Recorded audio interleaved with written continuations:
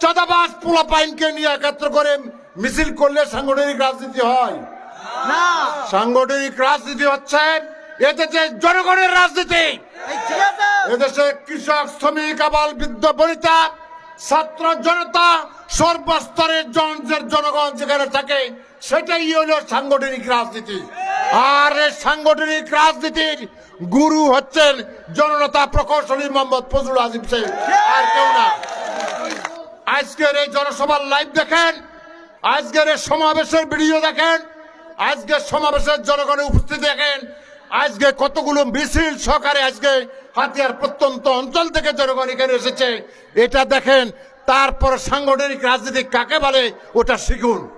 এবং আজকে এই সমাবেশ থেকে আমরা বলতে পারবো সাংগঠনিক রাজনীতি এখান থেকে শিখতে হবে।